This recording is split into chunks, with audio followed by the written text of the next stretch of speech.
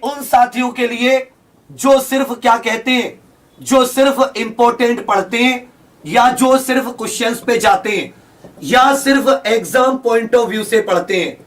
किससे पढ़ते हैं? एग्जाम पॉइंट की, ये आएगा पेपर में।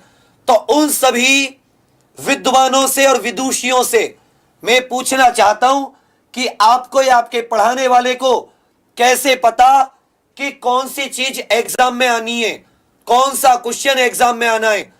किसी भी एग्जाम में क्वेश्चन नहीं बताता एग्जामिनर, वो एक सिलेबस बताता है। जो सिलेबस को पूरा करता है वही अंत में नौकरी पाता है। आप जानते हैं, मान लेते हैं किसी एग्जाम में 5,000 पद निकलते हैं, लेकिन फॉर्म की संख्या 20 से 30 लाख होती है कम से कम।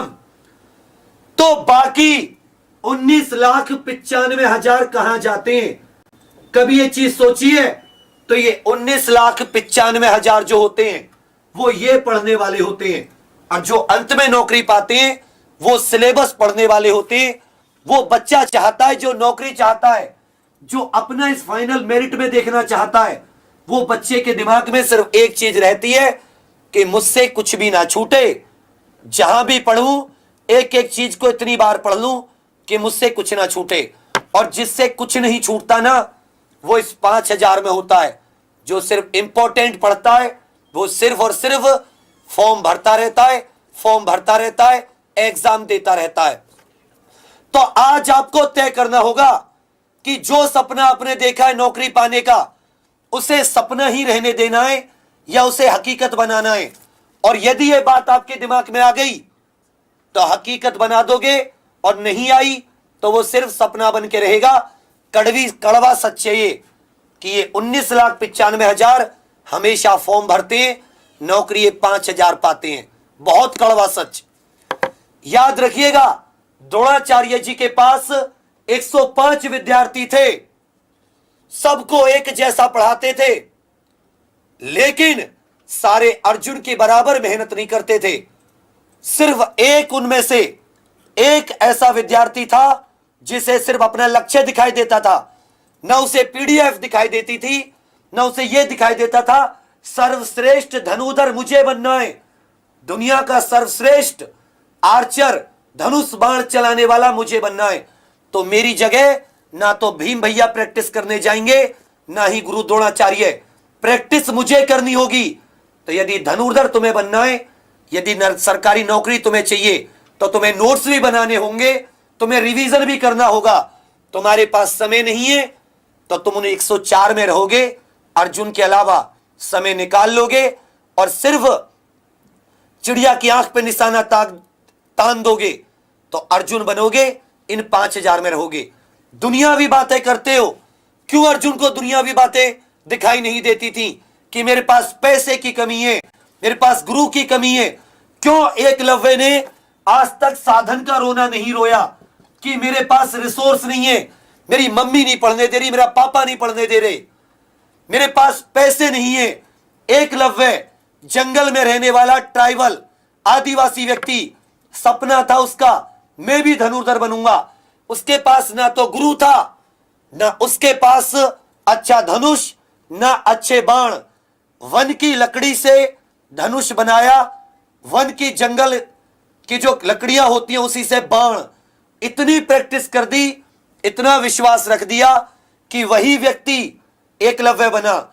न दशरथ मां जी ने साधनों का रोना रोया था कि कब सरकार आएगी, कब इस पहाड़ को काट के रास्ता बनाएगी। एक हथौड़ा, एक छेनी उठाई और खुद के हौसले कि एक दिन इसे तोड़ के रहूंगा। हजारों इंजीनियर इस देश में पैदा होके आए, हजारों इंजीनियर मर गए, लेकिन बात दशरथ मां जी की होती है। तो साधनों का रोना रोने वालों, एक चीज सुन लीजिए कि आपको बेहतर करने कोई दूसरा नहीं आएगा, क्योंकि वो खुद को बेहतर करने में लगा है, ना कि आपको। तो साधन का रोना रोना छोड़ दो। तीसरी बात, एक व्यक्ति की छोटी सी दास्तान सुनाता हूं। बीटेक कर रहा था, उससे पहले कुछ गलत लोगों के साथ काम अच्छे किए, लेकिन धोखे में बिल्कुल बर्बाद। घर सब लोग, एक दिन सोचा कि जहर खा लेते, बहुत ज्यादा कर्ज है, या सामने वाले को मार देते क्योंकि उसका कर्ज है वो, या मतलब सामने वाले को मार देते उसने हमें डुबाया है। फिर समझाया नहीं, पढ़ाई करो चाहे कैसे करो, यह पढ़ाई तुम्हें एक दिन सही रास्ते पर लेके आएगी।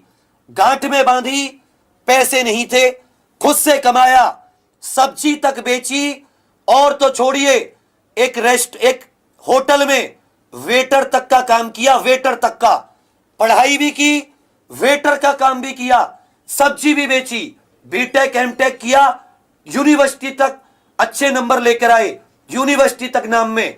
लेकिन कभी साधनों का रोना नहीं रोया कि मेरे पास पैसे नहीं है तो मैं ये नहीं पढ़ सकता या ये किताब नहीं खरीद सकता। यदि तुम में से एक के अंदर भी अपने सपनों को पूरा करने की ताकत है तो प्रेरणा लो एपीजे अब्दुल कलाम जी से, जिसने अखबार भी बेचा था, जिसने अखबार भी। तो मजदूरी करने में यदि अपने लिए आज तुम्हारे हाथों में, तुम्हारी आंखों में शर्म आती है ना, तो काम करना छोड़ दो। और यदि नहीं आती तो लगता है तुम्हें कि कुछ पैसे, कुछ अच्छी किताब या कुछ अच्छा कोर्स लेके मैं बेहतर कर सकता हूं, तो 7 दिन मजदूरी कर लोगे ना, 7 दिन, तो 300 रुपए के हिसाब से 2100 रुपए नगद मिलते हैं। 7 दिन मजदूरी, ना तो मृत्यु होगी ना तुम पर कोई दाग लगेगा। जब दुनिया ये कहे ना कि उसका लड़का मजदूरी कर रहा, पैसे नहीं है, तो उसे सिर्फ इतना सा जवाब देना कि राष्ट्रपति, देश के पूर्व राष्ट्रपति डॉक्टर एपीजे अब्दुल कलाम साहब अखबार बेचते थे, मेरे आदर्श वो हैं। जीवन में एक आइकन ऐसा बनाओ, तुम सब एपीजे अब्दुल कलाम बनना चाहते हो, लेकिन उनके जैसा संघर्ष करना कोई नहीं चाहता। जो संघर्ष कर लेगा वो आगे निकल जाएगा। तो पहली बात यह हो गई, यदि नहीं है पैसे, रो रहे हो रोना, तो कल से मजदूरी पकड़ो, करो काम किसी कंस्ट्रक्शन की साइट पे या कहीं भी, परंतु अपनी इस किस्मत को बदल के रखो, इस चीज को बदलिए। कल से ही बदल सकते हो। 7 दिन में 2000 रुपए इकट्ठे होते हैं, फिर पढ़ाई स्टार्ट करो। बदलना चाहो तो बदल सकते हो। फोन नहीं है, नया फोन लेना है, 4000 रुपए का आ जाता है एक मल्टीमीडिया। 7 से दूनी 14 दिन काम करके रोइए मत किसी के सामने, मत हाथ फैलाइए। इन बाजुओं, ये बाजुएं भगवान ने इसीलिए दी थी, वो इनके बिना भी तुम्हें भेज सकता था यदि दूसरे के हाथ से खाना खिलवाना होता उसे। इसलिए दी कि एक दिन ये व्यक्ति इसका, अपने पौरुष का, अपने बाहुबल का इस्तेमाल करेगा। लड़का हो या लड़की, बदलना चाहो तो बदल सकते हो। तीसरी चीज, तीसरे कहते हैं लाइफ में उस टीचर को लेके आओ, उस टीचर को लेके आओ। तो इन दुनिया का सबसे अच्छे टीचर है गणेश भगवान। वो तुम्हें पढ़ाने नहीं आएंगे। टीचर मैं उसे मानता हूं जो पूर्ण समर्पित होता है, जो खुद जलकर तुम्हें प्रकाश देता है।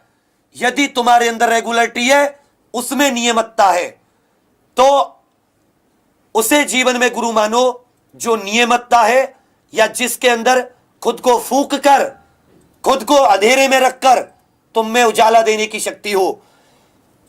याद रखना, एक बार शर्त लगी, एक कुएं की चट्टान और एक कोमल रस्सी।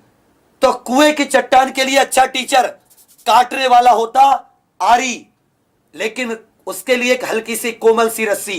लेकिन कसम खाई उसी कोमल सी रस्सी ने कि एक दिन इतना काम करूंगी, एक दिन इतनी मेहनत करूंगी कि इसी पत्थर को घिस घिस कर पत्थर में गड्ढा कर दूंगी, पत्थर में छेद कर दूंगी। और वही कोमल रस्सी कुएं की जो पार होती है ना, उसमें छेद कर देती है। तो ऐसे टीचर होता है, नियमित उसके साथ लगे रहोगे, उसे पकड़े रहोगे, तो वो तुम्हें तुम्हारी मंजिल तक